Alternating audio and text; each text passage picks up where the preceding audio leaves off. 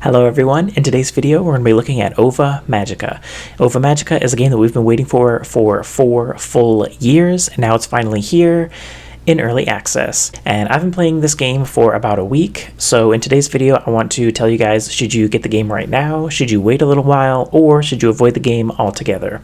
In today's video we're going to be looking at the different sections of the gameplay, how complete are the different sections of the game, and what are my general thoughts about the different aspects of it. Since this is a farming sim, of course the first aspect we're going to be talking about is farming. You can till the soil, put in the seeds, and then water them with a watering can, or you can mix things up and use your blobs to do these different aspects. The farming aspect of this game kind of reminds me a little bit of Paleo Pines. In Paleo Pines, you would have dinosaurs, and the dinosaurs are going to help you out on the farm with tilling the soil and watering the crops. But in this game, it's actually going to be blobs, which are like these little monster things. You can see here, one of these monsters, they can blow up stones, and it's going to give you more materials. You have another one that can help you water your crops, and yeah, there's a bunch of other blobs. They're going to help you out in different ways. Now, this aspect of the game, it's mostly implemented. I personally haven't bumped into anything in terms of farming that seemed like it wasn't complete. So yeah, in terms of farming, everything feels really smooth, everything's really cool, and yeah, I would say that this aspect of the game is pretty well fleshed out. The second aspect that we're going to talk about is, of course, my favorite aspect, which is getting to know the villagers, going through the whole dating process, that type of thing. I'm going to start with the positives, and that is that I think the artwork of all the different bachelorettes and bachelors, it's all really cool. Their personalities, you can already kind of see them even in the very beginning of the game. On the negative side, I do have to say that this is one aspect of the game that is not complete. If you go to the menu where you can see your affection with the different bachelors and bachelorettes, it's going to show you how far you can get in this early access version of the game. As of right now, you can only see 2 or 3 heart scenes for each of the different marriage candidates. Once you get to heart level 3, it's just going to stop, and yeah, you're not going to be able to see the next heart scene as of right now. That being said, how are the heart scenes that are in the game?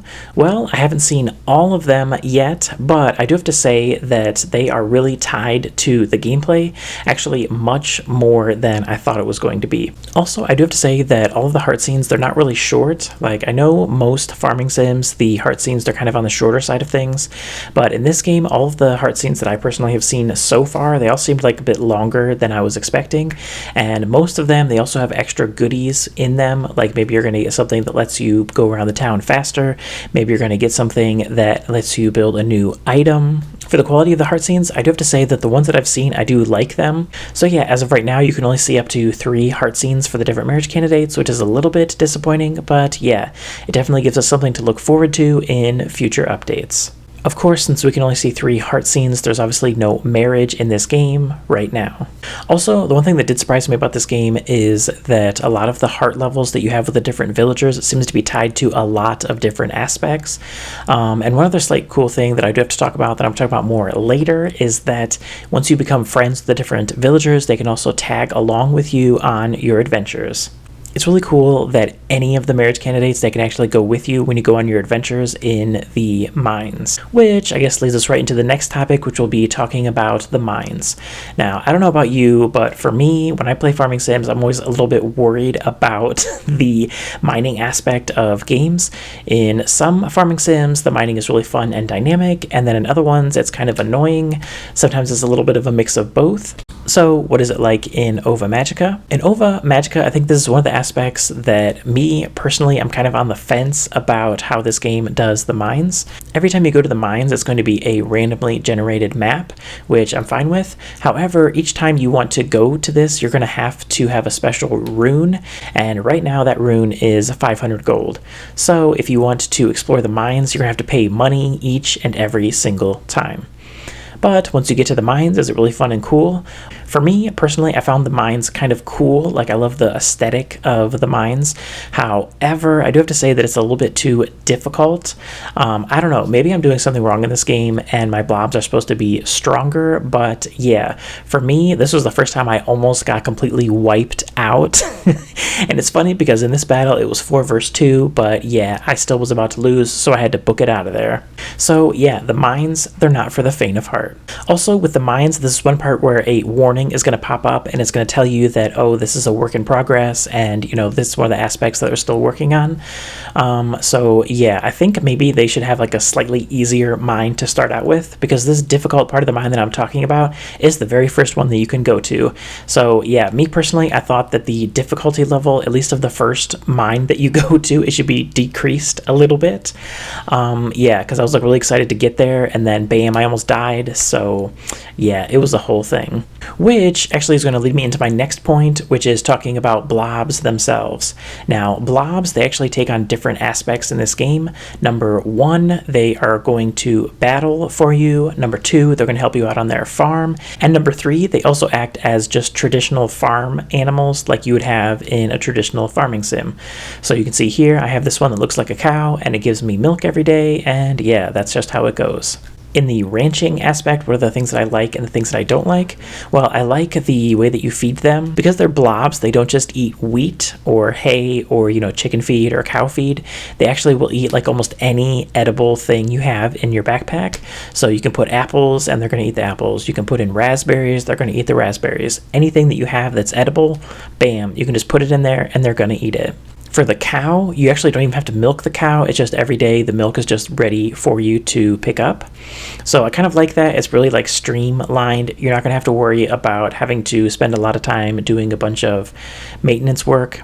Also, this game takes a note from the more recent Harvest Moon games, where every day all of the blobs that are in your barn, they're going to poop.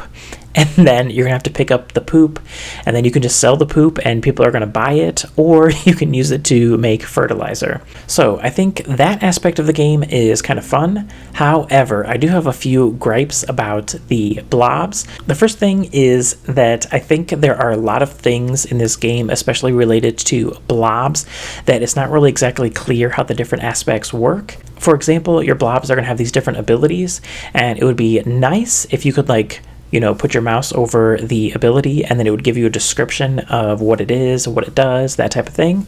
But yeah, there's nothing. So it's kind of like the original Pokemon Red and Blue right now, where you just use an ability and hope that everything works the way you want it to. So that's one thing that I'm hoping that they improve upon in future updates. I hope it's more clear what the abilities do. I hope it's more clear how to level up your blobs, because yeah, I still don't really get that. I've done quite a bit of battling, but I don't think my blobs have leveled up. There is one area where you can do 2 different tutorials. This is another area that is a work in progress, but right now you can only see these 2 tutorials. There's one that talks about how to raise the blob's stamina, and there's one that talks about how to raise the blob's heart. But yeah, I don't know how to just plain old level up my blobs. I guess maybe it does come from battling, but also I don't even see a level. I don't see the amount of experience. Yeah, I don't know. I'm really hoping that in future updates it's going to be more clear. I mean, maybe I'm stupid and it is here somewhere in the game, but I can't really figure it out. So if you guys can figure it out, let me know in the comments down below. The last aspect that I want to talk about is the festivals. Now, as in most farming sims, there's going to be festivals in every season, and if you look at these calendars here, I would say that there's actually quite a lot of festivals. The seasons go by pretty quickly, so yeah, there's going to be a lot of festivals that you can attend in this game. Of the festivals that I've seen thus far, I actually think that they're really varied and fun.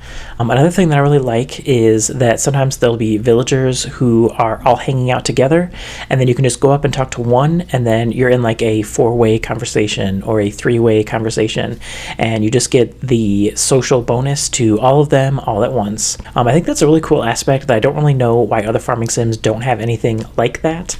I don't know about you, but for me and some other farming sims, having to go and talk to each and every single person, it kind of almost feels more like a chore.